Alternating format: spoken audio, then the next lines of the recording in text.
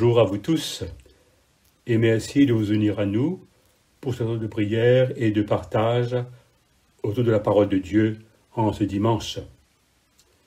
Étant donné que tous les lieux de culte à Rodrigue sont fermés à cause de la pandémie, nous ne pouvons pas nous rencontrer en mode présentiel pour nos célébrations jusqu'à nouvel ordre. Mais grâce à la technologie, nous avons quand même la possibilité de nous unir dans la prière à travers les réseaux sociaux. Je tiens ici à dire un grand merci à Révérend Didier pour son aide.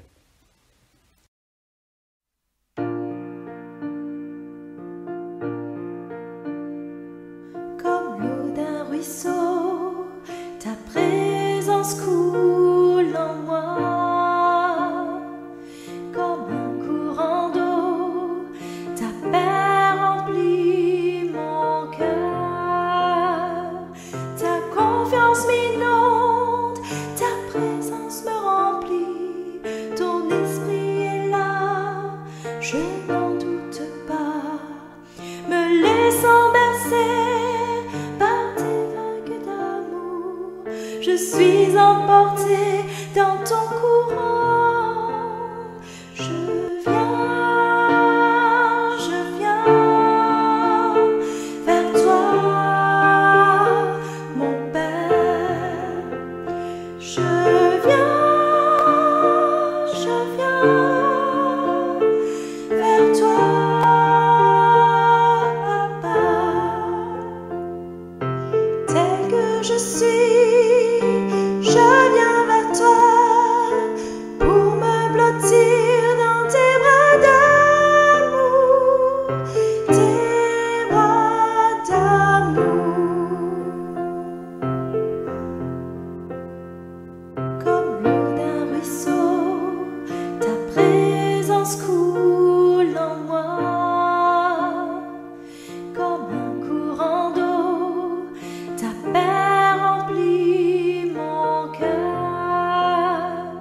Ta confiance m'inonde, ta présence me remplit. Ton esprit est là, je n'en doute pas.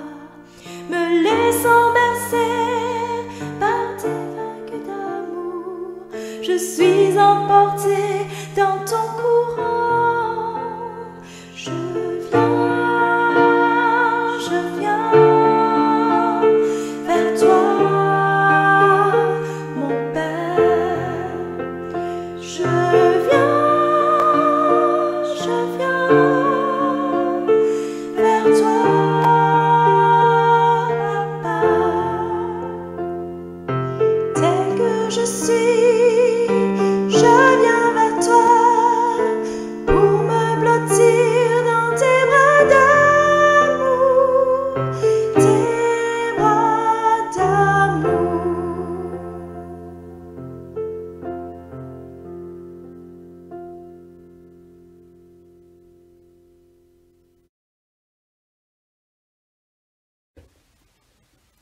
Au nom du Père et du Fils et du Saint-Esprit. Amen. Saint Paul a ceci à nous dire dans la seconde lecture que nous allons entendre. Je vous rappelle, frères, l'évangile que je vous ai annoncé, que vous avez reçu, dans lequel vous avez persévéré et par lequel vous êtes sauvés. Christ est mort pour nos péchés. Il est ressuscité le troisième jour, selon les Écritures. Il est apparu à Pierre, puis aux 12. Rappelez-vous, nous dit Paul. Ce matin, nous sommes donc invités à nous rappeler de ceux qui nous ont transmis cet évangile. L'évangile est une bonne nouvelle qui nous appelle à la confiance. C'est une bonne nouvelle qui nous met debout et nous pousse à prendre le large en nous avançant en pleine eau, comme nous dira l'évangile de ce matin. D'abord, inclinons-nous devant le Seigneur et prenons conscience que nous sommes des pécheurs en quête de son pardon. Nous disons ensemble, Dieu Tout-Puissant, notre Père Céleste, nous avons péché contre toi et contre notre prochain, en pensée, en parole, par action, par omission, par ignorance, par faiblesse, par notre propre faute. Nous nous repentons sincèrement et nous regrettons ces péchés de notre cœur. Pardonne-nous le passé, pour l'amour de ton Fils, Jésus-Christ notre Seigneur, qui est mort pour nous. Donne-nous de servir dans une vie nouvelle, à la gloire de ton nom. Amen. Le Dieu Tout-Puissant pardonne à tous ceux qui se repentent, qu'ils prennent pitié de nous, nous pardonne tous nos péchés et nous en délivre, nous amuse en tout bien, et nous garde pour la vie éternelle. Amen.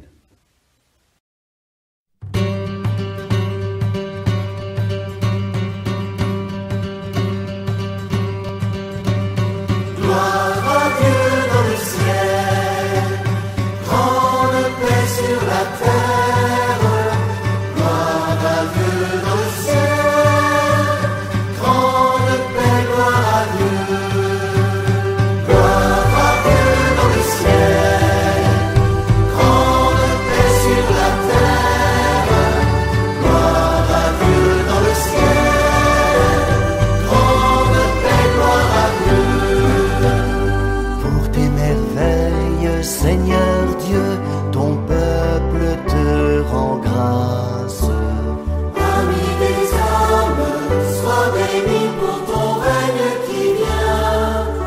À toi, nos chants de fête, par ton Fils bien-aimé dans l'esprit. Gloire à Dieu dans le ciel, grande paix sur la terre. Gloire à Dieu dans le ciel, grande paix, gloire à Dieu. Sauveur du monde, Jésus-Christ, écoute nos prières. Agneau de Dieu, vainqueur du mal, sauve-nous du péché. Dieu saint, splendeur du Père, Dieu vivant, le Très-Haut, le Seigneur. Gloire à Dieu dans le ciel, grande paix sur la terre. Gloire à Dieu dans le ciel, grande paix, gloire à Dieu.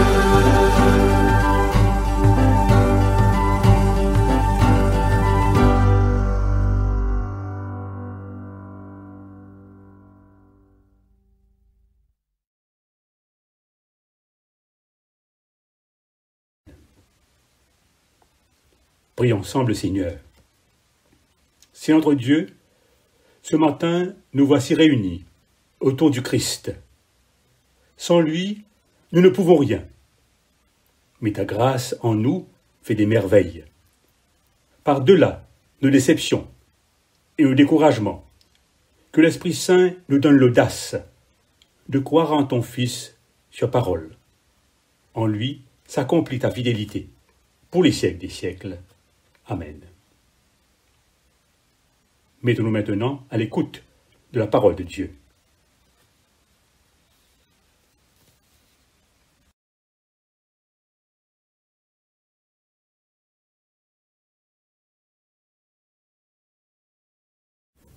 La première lecture est tirée du livre d'Ésaïe, chapitre 6, versets 1 à 8. Ésaïe 6, 1 à 8. L'année de la mort du roi Osias, je vis le Seigneur assis sur un trône très élevé, et les pans de sa robe remplissaient le temple. Des séraphins se tenaient au-dessus de lui. Ils avaient chacun 6 ailes, 2 dont ils se couvraient la face, 2 dont ils se couvraient les pieds, et 2 dont ils se servaient pour voler. Ils criaient l'un à l'autre et disaient « Saint, Saint, Saint est l'Éternel des armées. Toute la terre est pleine de sa gloire. » Les portes furent ébranlées dans leur fondement par la voix qui retentissait, et la maison se remplit de fumée. Alors je dis, malheur à moi, je suis perdu, car je suis un homme dont les lèvres sont impures. J'habite au milieu d'un peuple dont les lèvres sont impures, et mes yeux ont vu le roi, l'Éternel des armées. Mais l'un des séraphins vola vers moi, tenant à la main une pierre ardente qu'il avait prise sur l'autel avec des pincettes. Il en toucha ma bouche et dit, « Ceci a touché tes lèvres, ton iniquité est enlevée et ton péché est expié. » J'entendis la parole du Seigneur disant, « Qui enverrai-je et qui marchera pour nous ?» Je répondis, « Me voici, envoie-moi. » Parole du Seigneur.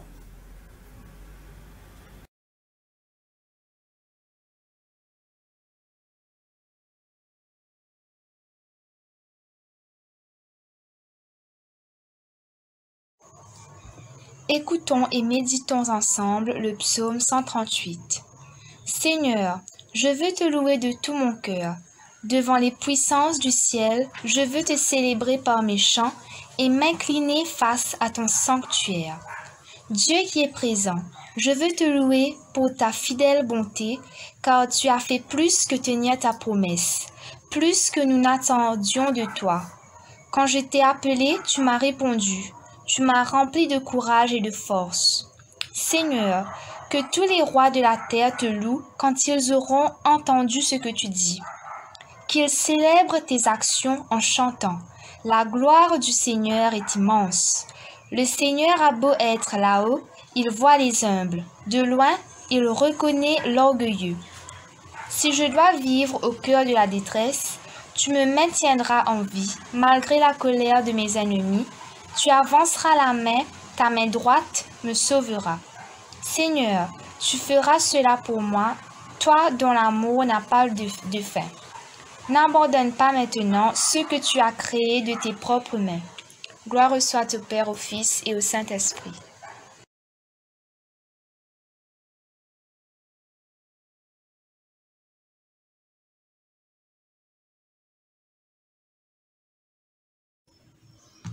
La deuxième lecture est tirée de la première lettre de Saint Paul apôtre aux Corinthiens, au chapitre 15, versets 1 à 11, qui nous parle de la résurrection du Christ.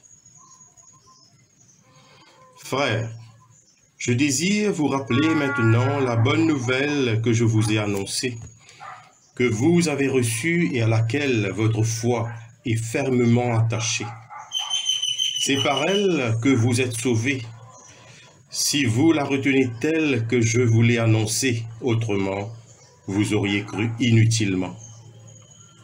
Je vous ai transmis l'enseignement que j'ai reçu, celui qui est le plus important.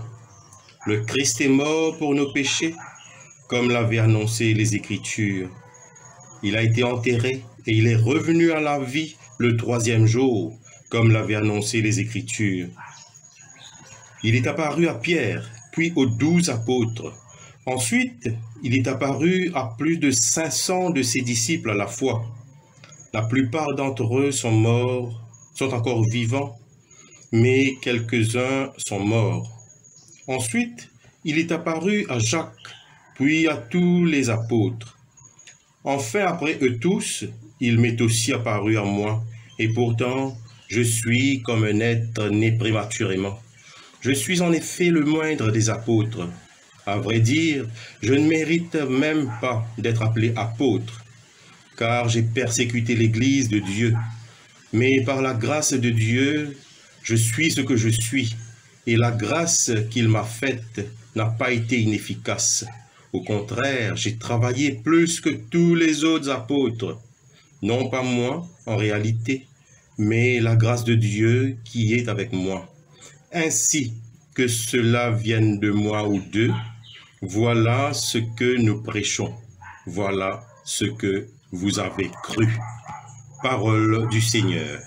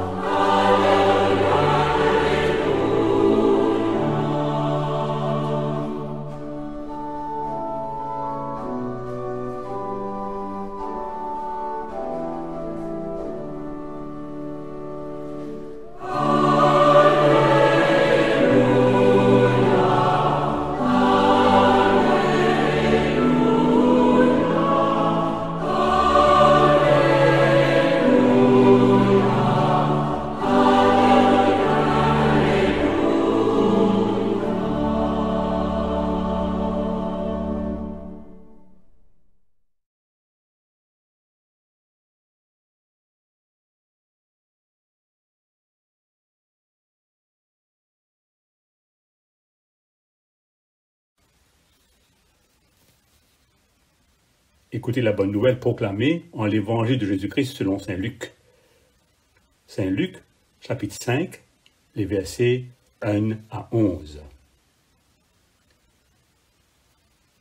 Comme Jésus se trouvait auprès du lac de Génézareth et que la foule se pressait autour de lui pour entendre la parole de Dieu, il vit au bord du lac 2 barques, d'où les pêcheurs étaient descendus pour laver leurs filets.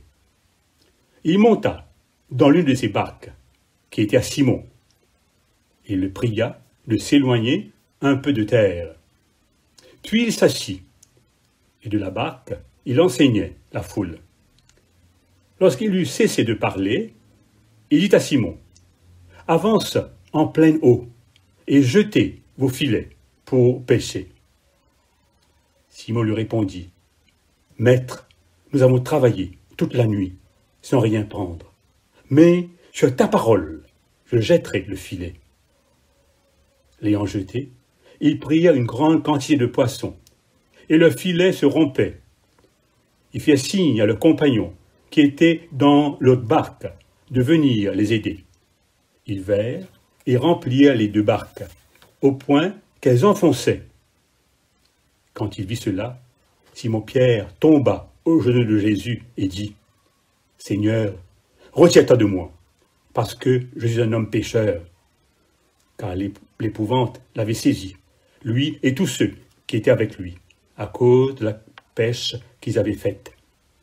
Il en était de même de Jacques et de Jean, fils de Zébédée, les associés de Simon. Alors Jésus dit à Simon, « Ne crains point. Désormais, tu seras pêcheur d'hommes. » Et, ayant ramené les barques à terre, ils laissèrent tout et le suivirent. Évangile du Christ.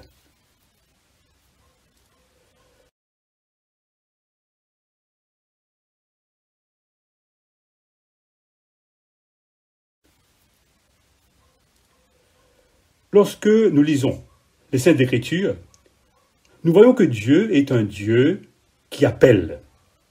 Si bien que nous pouvons dire que la Bible est en quelque sorte l'histoire de vocation, car nous y voyons beaucoup de ces récits. Ces récits sont quelquefois parmi les plus impressionnants de la Bible, comme nous le voyons dans notre première lecture, qui nous raconte l'appel du prophète Ésaïe. Ce passage nous fait comprendre comment, au tout début, Ésaïe a fait l'expérience de la toute-puissance de Dieu, en utilisant un langage très imagé. Face à ce spectacle grandiose, qui décrit la grandeur de Dieu, le prophète prend conscience à quel point il est petit. Il est un homme pécheur aux lèvres impures. La purification qu'il reçoit d'un ange de Dieu, au contact d'une braise ardente, va plus tard le rendre capable de parler au nom de Dieu. Il sera son porte-parole. Dieu a besoin des messagers pour que sa parole soit répandue, soit entendue, soit reconnue par le monde entier. Et pour que cela soit possible, Dieu fait appel à certaines personnes, tout en leur confiant une mission. À l'appel de Dieu, qui enverrai-je et qui marchera pour nous?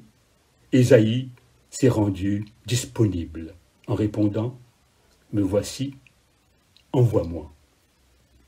Dans notre part de l'évangile de ce matin, Simon-Pierre et ses amis avaient pêché pendant toute une nuit sans rien prendre. Après une si mauvaise nuit, voilà que Jésus leur demande d'avancer un peu plus loin, en eau profonde, pour jeter leur filet. Malgré leur déception, malgré leur fatigue d'une longue nuit, sans avoir rien attrapé, ils n'ont pas hésité à l'écouter. Voilà que leur pêche stérile de toute une nuit devient une pêche surabondante en l'espace d'un instant. Pour Simon-Pierre, un homme du métier, car il était pêcheur de profession, un tel événement est le signe que Dieu est là, présent en Jésus.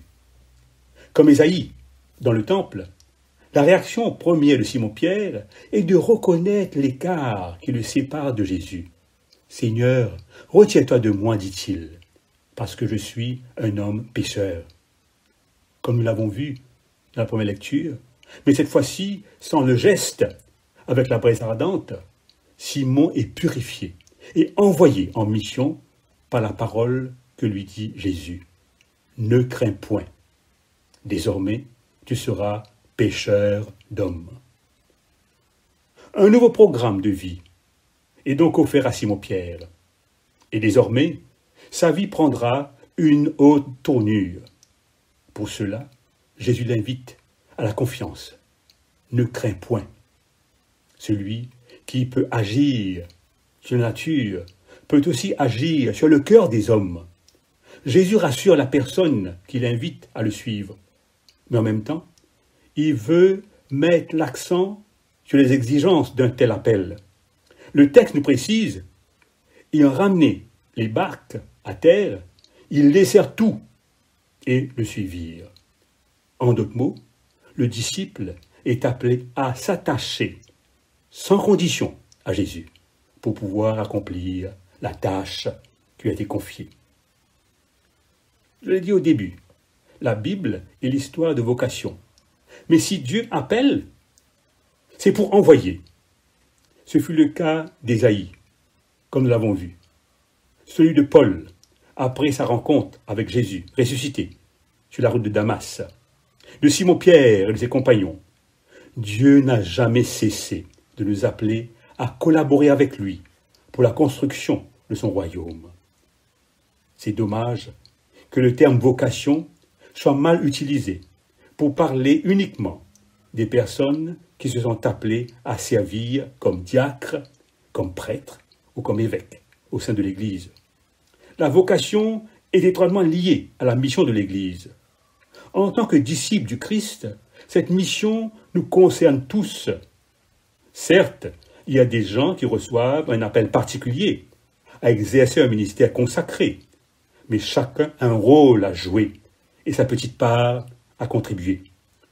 Lorsque Jésus a dit « Vous êtes le sel de la terre, vous êtes la lumière du monde », il ne s'est pas adressé seulement aux évêques, aux prêtres et aux religieux ou religieuses, mais à tous ceux qui veulent s'engager à sa suite.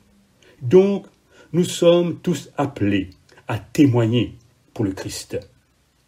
En examinant notre texte de l'Évangile, nous voyons que ce n'est pas en raison de leurs propres moyens ou de leurs compétences comme des pêcheurs de profession que Simon-Pierre et ses compagnons sont arrivés à prendre cette quantité de poissons. C'est plutôt sur l'ordre de leur maître qu'ils ont jeté les filets. Avancez en pleine eau et jetez vos filets. Et nous avons vu le résultat. Le Seigneur avait bien une parole à dire à ces gens. Et c'est précisément l'écoute de cette parole qui a transformé toute la situation. À nous aussi aujourd'hui est demandé de faire confiance à cette voix rassurante du Seigneur qui nous invite à avancer en eau profonde. L'histoire est là pour nous prouver que l'Église n'a jamais été parfaite. Mais même imparfaite, l'Église, qui est symboliquement représentée comme une barque, continue d'avoir à son bord le Christ lui-même. C'est lui qui tient la barre.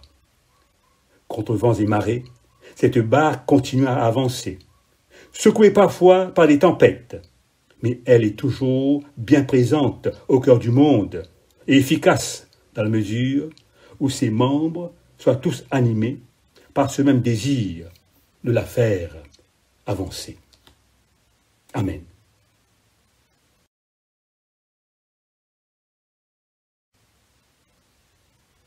Les prières d'intercession.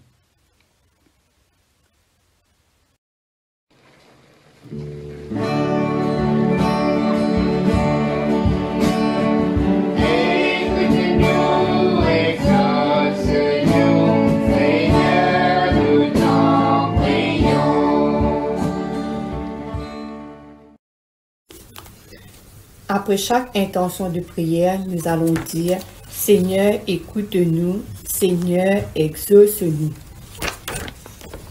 Père Tout-Puissant, aujourd'hui par ton Esprit Saint qui nous est accordé selon ta sagesse, tu as ouvert le chemin de la vie éternelle à tout être désirant avoir la foi en ton Fils Jésus. Jésus est venu pour annoncer la bonne nouvelle aux pauvres et proclamer la délivrance aux captifs. Nous te prions, Père, pour que la prédication de ta parole sainte puisse atteindre toutes les extrémités de la terre, afin que tout le monde puisse te connaître, toi, le seul vrai Dieu, et celui que tu as envoyé, Jésus le Christ, notre Seigneur. Prions le Seigneur. Seigneur, écoute-nous. Seigneur, exauce-nous. Père éternel, ton Fils bien-aimé a prié pour que ses disciples soient un comme il ne fait qu'un avec toi. Accorde à ton Église, plus particulièrement à nous les fidèles de Saint Barnabas et de Saint Luc, d'être unis par les liens de l'amour et de l'obéissance à ton nom. Que chacun de nous, selon sa vocation, te serve avec fidélité, ensemble avec notre prêtre, le révérend Michael, ainsi qu'avec notre évêque, Monseigneur Sténu André, et tous les autres membres du clergé. Prions le Seigneur. Seigneur, écoute-nous. Seigneur, exauce-nous. Seigneur Dieu, nous te prions en ce dimanche d'une façon spéciale pour notre île Rodrigue, qui sera appelée dans les jours qui viennent à faire le choix des dirigeants qui seront amenés à diriger le pays à travers les élections régionales. Nous te demandons, Père, de nous inspirer à faire le choix de ceux qui vont nous gouverner avec justice et intégrité. Nous te prions aussi pour que la campagne qui procédera à ces élections se fasse dans le calme, le respect et la paix. Prions le Seigneur. Seigneur, écoute-nous. Seigneur, exauce-nous. Dieu de bonté, toi qui as la consolation des affligés, la force de ceux qui souffrent, nous approchons de toi en ces temps de détresse causés par la pandémie du Covid, afin que tu continues à nous protéger de cette maladie. Nous te prions aussi pour les sans-abri dans le monde, pour les migrants, pour les opprimés, pour les malades, ceux qui vivent avec un handicap et aussi ceux qui sont dans le deuil et dans la peine. Que ta miséricorde les soutienne et les amène à découvrir ton amour. Père, nous te le demandons tout cela dans le nom de ton Fils, Jésus-Christ, notre Seigneur et Sauveur. Amen. Amen.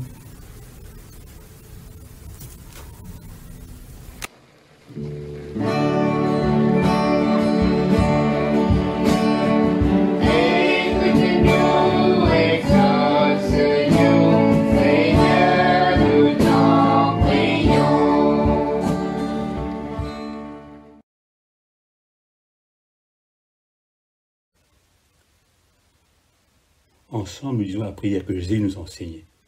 Notre Père qui es aux cieux, que ton nom soit sanctifié, que ton règne vienne, que ta volonté soit faite sur la terre comme au ciel. Donne-nous aujourd'hui notre pain de ce jour. Pardonne nos offenses, comme nous pardonnons aussi à ceux qui nous ont offensés. Et ne nous soumets pas à la tentation, mais délivre-nous du mal, car il est à toi qu'appartient le règne, la puissance et la gloire, pour les siècles des siècles. Amen. Une prière pour demander d'être guidé. Père céleste, en qui nous avons la vie, le mouvement et l'être. Nous t'en prions, que ton Saint-Esprit nous guide et nous gouverne, pour que, dans les soucis et les occupations de l'existence, tu ne sois pas oublié, mais qu'au contraire, nous prenions conscience que nous marchons toujours sous ton regard, par Jésus notre Seigneur. Amen. Que le Dieu de l'espérance nous comble de joie et de paix, afin que nous débordions d'espérance par la puissance de l'Esprit Saint, et que le Tout-Puissant nous bénisse, le Père, le Fils et le Saint-Esprit. Amen.